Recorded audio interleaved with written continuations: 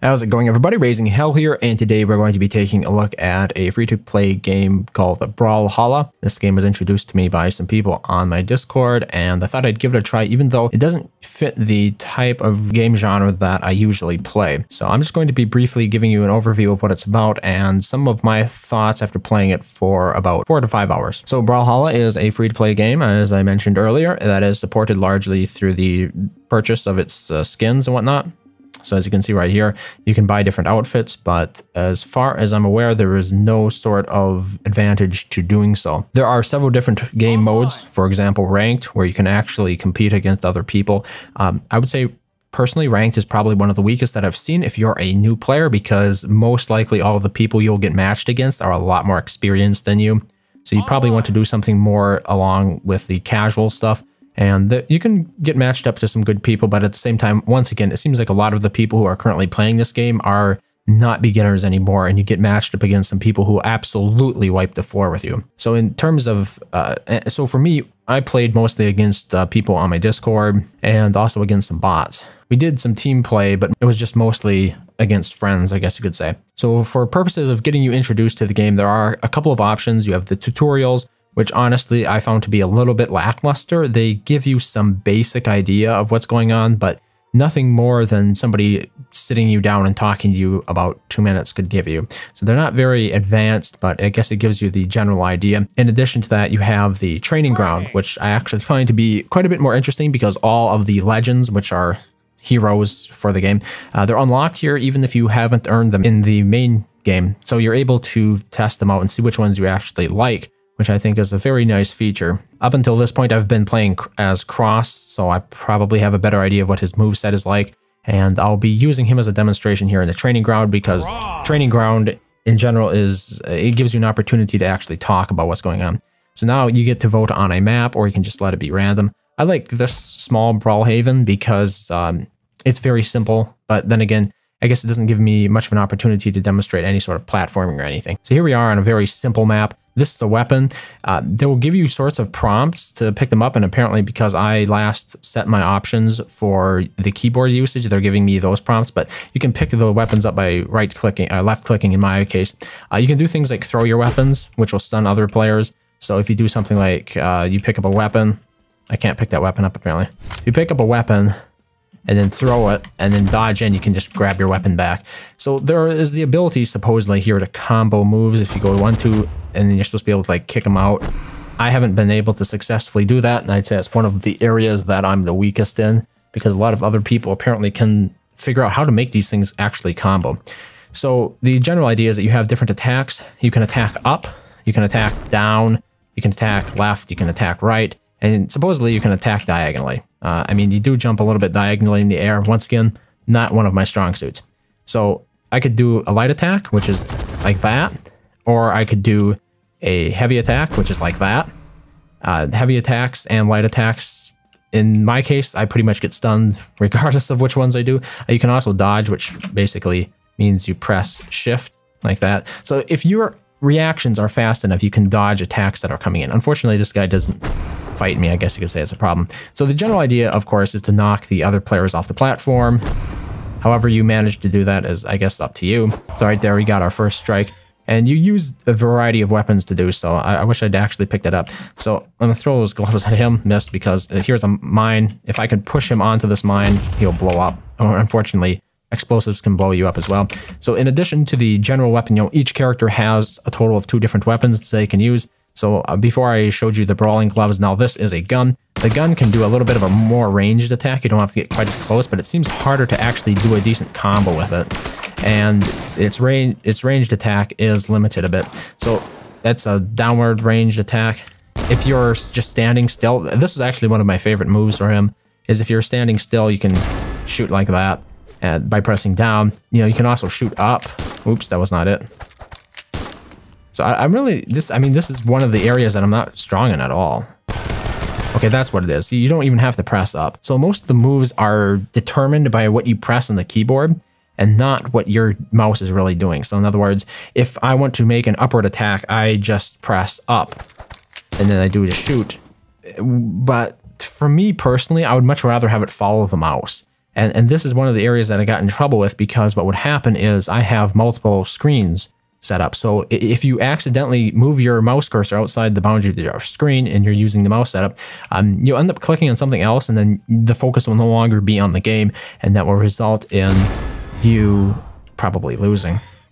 So something to keep in mind there for people with multiple screens who actually want to use a mouse, because personally the keyboard isn't quite as intuitive for me, but maybe that would ultimately be a better decision, or maybe I should just use the controller instead. But this is one of the problems that I've had with the game in general, is that the controls for it seem a little bit all over the place, like the control scheme.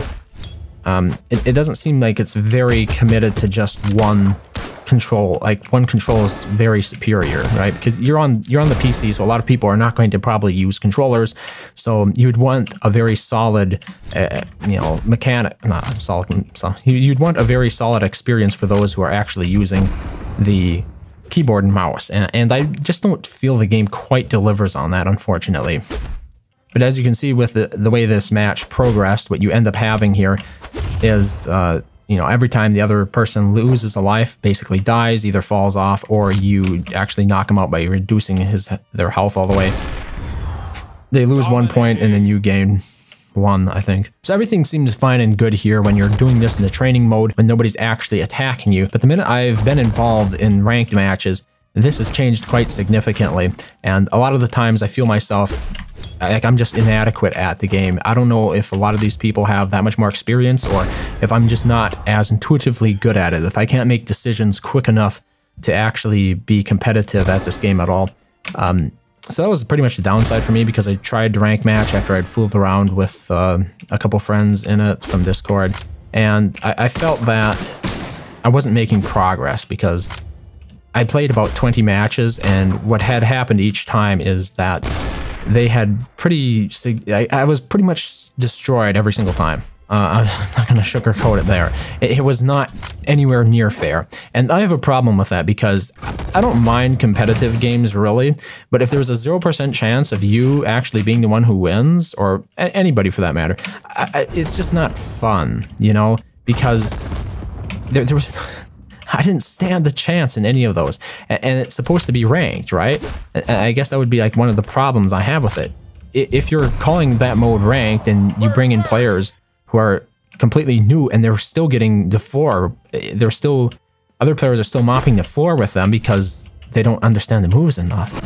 I understand a lot of the basic moves, but for some reason I can't combo attacks, it seems like, and that really lets me down when everybody else can do so well at comboing the attacks. So overall, it has some interesting potential, and as somebody who had never played one of these brawler type games before, it was an interesting experience to try, but I have to say ultimately it's probably not for me. Another area that I felt really let down in is the fact that these games, in general, they rely on learning new skill sets of new characters and finding out which ones you like the best compared to actually discovering new things in the world.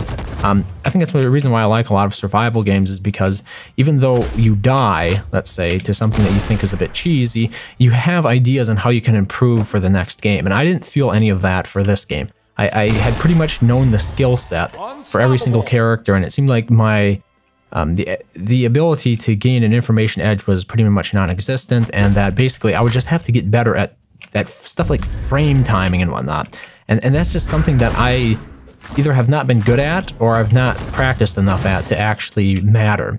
So, you can turn on the training options. Oops, not the training options. You can do powers viewer, for example, and they're counting things like cast frames. And this is how you'd get better at the game, I imagine, is by looking at this kind of stuff. You can pause the game, you can play the game, and you can go frame by frame to look at it. And these are very delicate things that people who are very good at Don't Starve, for example, because Don't Starve is a game that a lot of people who follow me play because the content I make about it. Frames actually matter in Don't Starve, but they're not the whole story. And I think that's the reason why I can be okay with Don't Starve, but at the same time not be okay with a game like this, because this game relies so much more on frames, right? There's no base building, there's no exploration, there's no crafting, there is nothing besides the frames. It's as if everything is a persistent boss battle, and there is no lead up to it that actually determines the outcome of that boss battle. And I would say that's my biggest problem with Brawlhalla. In general, it's just not a game for me, and I don't find its method of progression to be rewarding. It's not something that fits my mentality, my attitude. You know, different people like different things, and apparently this is not one of those things that I like very much. So playing it, you know, casually, just for a bit of fun with some people, you know, I think that could be a lot of fun for me, but playing it in any sort of competitive fashion, I think is right out. I just don't see myself ever doing that. The parts of the game that matter and the parts of the games that you need to improve on are the parts that I'm just not interested in. They don't compel me. So even in games that normally have these frame-based sorts of skill, the great thing about those is there usually are a bevy of other mechanics that I actually enjoy, and so I tend to overlook them. But it was an interesting look at it nonetheless. But at the end of the day, it's not necessarily for me, and it might not be for you either if you generally like the types of games that I like. Probably you don't. You probably have quite a few different other interests, but I think the game is also let down in the fact that they don't really mention many of the combos that you can do. I just noticed there that I had a couple of combos going on, but I have no idea really what I was pressing. I was mostly just scrubbing. So like if they could actually tell me what the combos were, maybe I'd be more willing to try them out to see them for myself and understand how they work. But at the moment, there was just a lack of information on that, and I just don't care enough to continue trying. So, you know, take it for what it's worth. That's what I think of the game so far. I doubt I'm going to be playing it again, but in case I do, it'll probably just be with people who are in the Discord with me and want to play it. And I know this one was not as positive as most of them are, because a lot of the games that I end up playing on the First Impressions type series are games that I actually do enjoy. But I figured that since I put 4.5 hours into it, what's the harm in expressing my opinion on the game, basically from the perspective of somebody who normally plays sort of strategy games and survival games. So maybe this helped you out. Hopefully it did. Maybe it didn't. Regardless, thank you very much for watching, and I hope to see you next time.